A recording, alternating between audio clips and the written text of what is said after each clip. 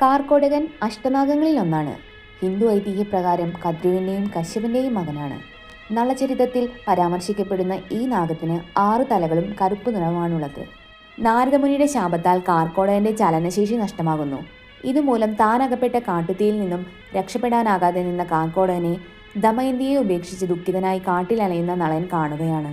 തന്നെ രക്ഷിച്ചാൽ ദമയന്തിയെ വീണ്ടും നേടിയെടുക്കാനുള്ള സഹായം താൻ ചെയ്യാമെന്ന് അഗ്നിയിൽ പാതി വെന്ത നിലയിലുള്ള കാർക്കോടകൻ നളനോട് വിളിച്ചു പറയുന്നു.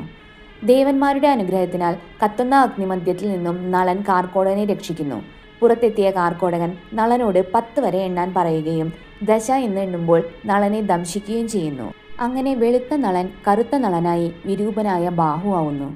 വിഷമിതനായ നളനോട് കാർക്കോടകൻ പറഞ്ഞു, നളമഹാരാജാവേ, അങ്ങയെ ബാധിച്ച കലിബാധ എൻ്റെ വിഷബാധയാൽ ഒഴിഞ്ഞു പോകും.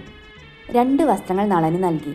ഈ 2 വസ്ത്രങ്ങൾ അങ്ങേക്ക് ആവശ്യമുള്ളപ്പോൾ പൂർവ്വരൂപം തിരിച്ചു നൽകുമെന്നും അയോധ്യാധിപതിയായ ഋതുപർണന്റെ തേരാളിയായി അദ്ദേഹത്തിൽ നിന്ന് ചൂതുകളുടെ മന്ത്രമായ അക്ഷഹൃദയം സ്വീകരിക്കണമെന്നും അശ്വഹൃദയം തിരിച്ചുപദേശിക്കണമെന്നും അതോടെ കലി പൂർണ്ണമായും അങ്ങയെ വിട്ടൊഴിയുമെന്നും പറഞ്ഞാണ് ഈ സർപ്പശ്രേഷ്ഠൻ പറയുന്നത്.